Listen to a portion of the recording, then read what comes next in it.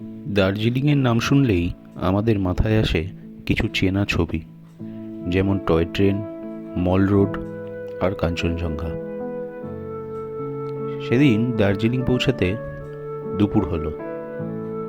এদিক ওদিকটা একটু ঘুরে দেখছিলাম।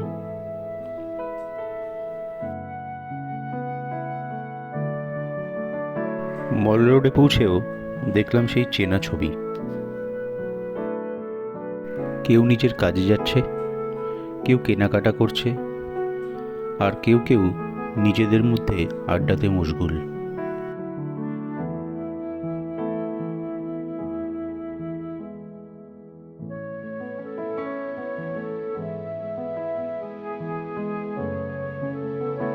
দার্জিলিংয়ের এই ছবি যেন কোনোদিন পুরনো হয় না, প্রতিবার আসলেই নতুন মনে হয়। গ্লেনারিজের সামনে তখনও মানুষের ভিড়। হোপ একটাই, যে একটা ভালো ছবি উঠবে। দুপুরের খাবার খেতে গেলাম প্রায় 60 বছর পুরনো পদ্মা রেস্টুরেন্টে। এখানে পুরনো দার্জিলিংয়ের স্মৃতি এখনও ফ্রেমবন্দি। ছিমছাম অন্দরসজ্জা, এক চিলতে কাঞ্চনজঙ্ঘা আর সুলভ মূল্য, এগুলোই বোধহয় এখানকার ইউএসপি। খাওয়ার পর একটু মিষ্টিমুখ, তারপর একটু হাঁটাহাঁটি করে হোটেলে ফিরলাম।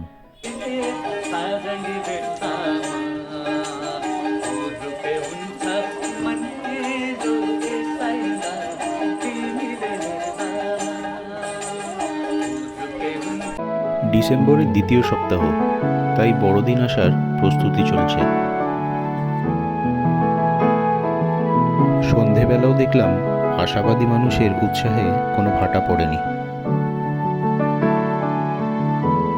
মল রোডের চারদিক এরকম অস্থায়ী রং বেরঙের আলো দিয়ে সাজানো।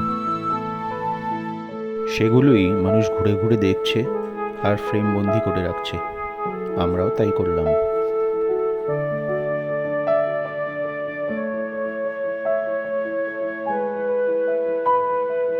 সকালে উঠে হোটেলের জানলা দিয়ে দেখলাম কাঞ্চনজঙ্ঘার মাথায় এক বড় কালো মেঘ জমেছে।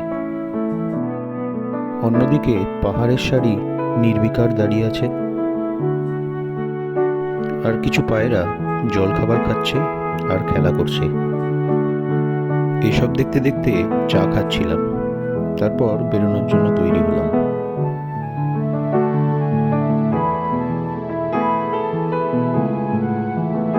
গ্লেনারিজের সামনে এই বড় উইলো গাছটা কখনো সেভাবে লক্ষ্য করিনি, আজ বেশ ভালো করে দেখলাম। ব্রেকফাস্ট করতে এলাম গ্লেনারিজের পাশেই এই ফ্র্যাঙ্ক রস ক্যাফেতে। ভিতরের সাজসজ্জা বেশ আধুনিক, আর পাশ্চাত্যের ছোঁয়া আছে।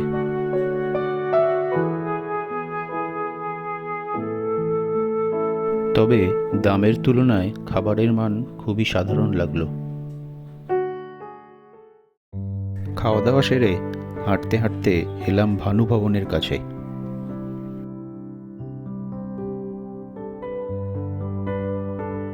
এটা 1843 সালে তৈরি সেন্ট অ্যান্ড্রিউস চার্চ।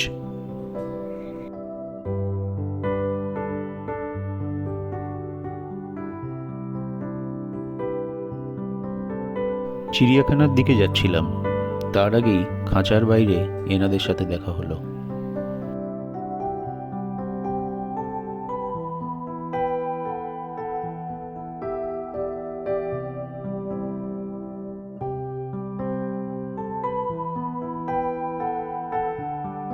সবুজ গাছে মোড়া রাস্তা আর ব্রিটিশদের স্থাপত্য দেখতে দেখতে আমরা পৌঁছালাম পদ্মজা নাইডু হিমালয়ান জুওলজিক্যাল পার্কে।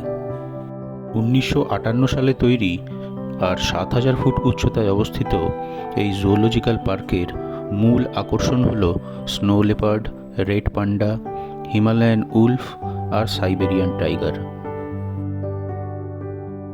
এছাড়াও বিভিন্ন প্রজাতির পাখি, পশু, মাছ এখানে দেখা যায়।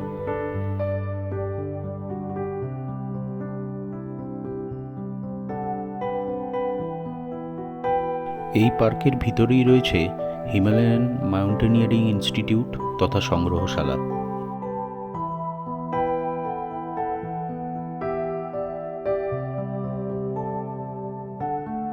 এখানকার প্রবেশ মূল্য জন প্রতি 180 টাকা।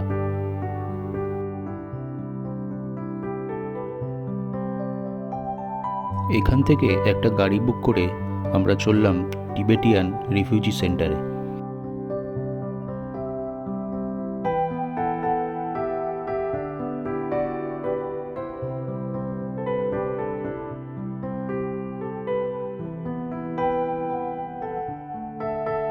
এই তিব্বতি রিফিউজি সেন্টারটি শুরু হয় 1959 সালে। এখানকার সংগ্রহশালার কোনায় কোনায় রয়েছে তিব্বতি রিফিউজিদের ইতিহাস। চীনা অনুপ্রবেশের সময় দালাই লামা ভারতে এসে আশ্রয় নেন, আর ওনাকে অনুসরণ করেই কিছু তিব্বতি মানুষ এখানে আসেন। এটা তিব্বতের পোটালা প্যালেস। এখানে বিভিন্ন টিবেটান হ্যান্ডিক্রাফটস ওনারা নিজেরা তৈরি করে বিক্রি করেন, আর এটাই ওনাদের প্রধান জীবিকা।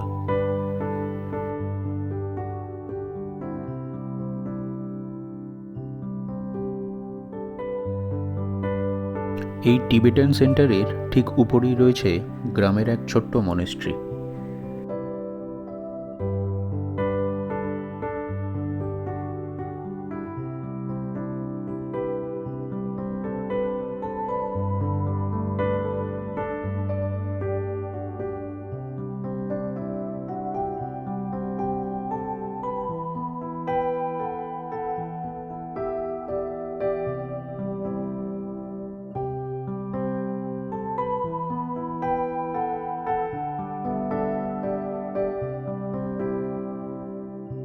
এই রিফিউজি সেন্টারকে কেন্দ্র করে এখন এখানে বহু মানুষের বাস। এখন প্রায় 130টি পরিবার এখানে থাকেন।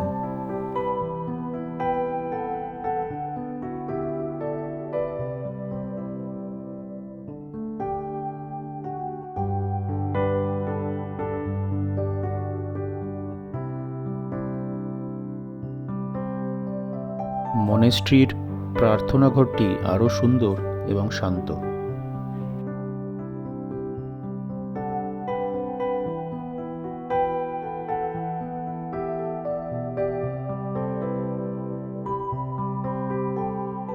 চা বাগান আর কাঞ্চনজঙ্ঘার মাঝখানে এখানকার পরিবেশ বেশ সুন্দর।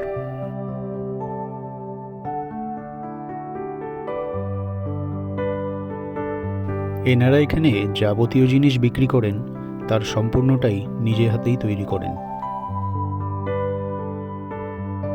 ইনি যেমন খোদাই করে কাঠের ওপর গণেশ মূর্তি বানাচ্ছেন। इसके बाद ये सॉफ्ट बनेगा, इसमें से थ्रेड निकलेगा, या that's to colour chemical chemical dyeing. या chemical nation chemical substances okay.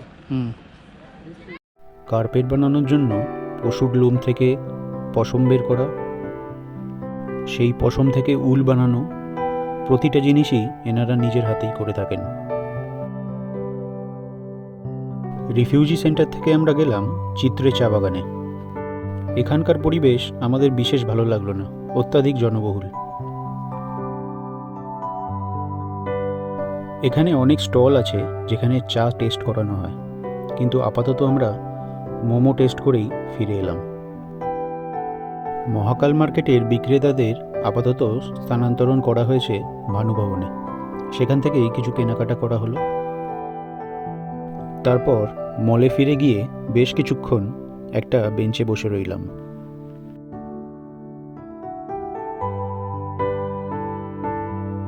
আমাদের হোটেল ছিল কুঙ্গার ঠিক বিপরীতেই। লাঞ্চ করতে কুঙ্গাতে এসে দেখলাম অনেক লোকের লাইন, তাই অগত্যা ডেকে ফাঁসে গেলাম। এখানে খেলাম চাইনিজ প্ল্যাটার আর শেজওয়ান চিকেন বাও, সাথে আমেরিকান চপসি। আমরা উঠেছি অ্যাভিয়ানা 7 সিজ হোটেলে। পদ্মা রেস্টুরেন্ট থেকে 10-15 পা নিচের দিকে হাঁটলেই এই হোটেল। এটা হলো প্রিমিয়াম রুম। হোটেল এবং রুম দুটোই বেশ পরিষ্কার পরিচ্ছন্ন। কার্পেট বিছানো মেঝে, আরামদায়ক বিছানা আর পরিষ্কার আসবাবপত্র, সব কিছুই বেশ মানানসই।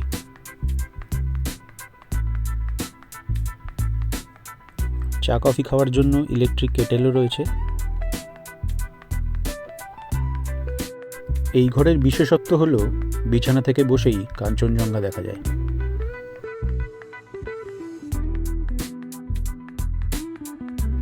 বাথরুম খুব একটা বড় না হলেও পরিষ্কার পরিচ্ছন্ন এবং আধুনিক।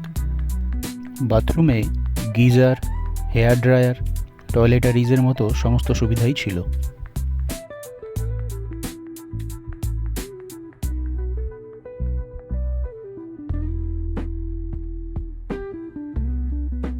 যে কোনো জানালার পর্দা সরালেই কাঞ্চনজঙ্ঘা সবসময় বিরাজমান।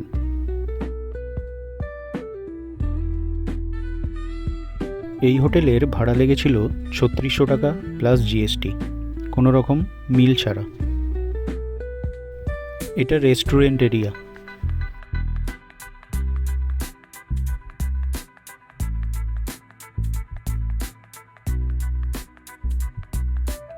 সন্ধেবেলা ঘোরাঘুরির পর এলাম মহাকাল রেস্টুরেন্টে খেতে। খেলাম চিকেন রেশমি কাবাব, চিকেন ভর্তা এবং তন্দুরি রুটি। খাবার বেশ ভালোই ছিল।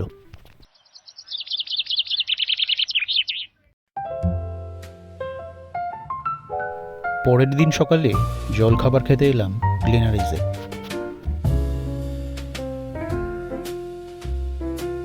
সুন্দর রৌদ্রকোজ্জ্বল দিন, কাঞ্চনজঙ্ঘাও পরিষ্কার দেখা যাচ্ছে। পর্যটকদের জন্য তখন কেক পেস্ট্রি সাজানোর পালা চলছে।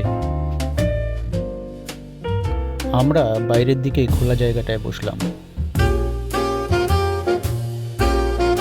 কাজের ব্যস্ততা ধীরে ধীরে বেড়ে উঠছে।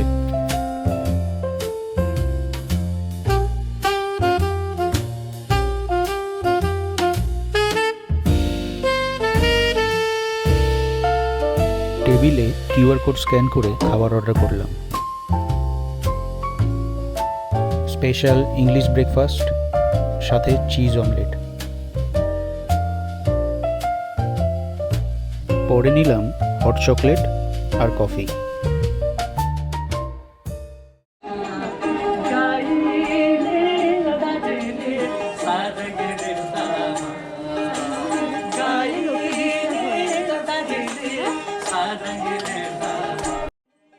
এইবারের চেনা অচেনা দার্জিলিংয়ের গল্প এখানেই শেষ হলো।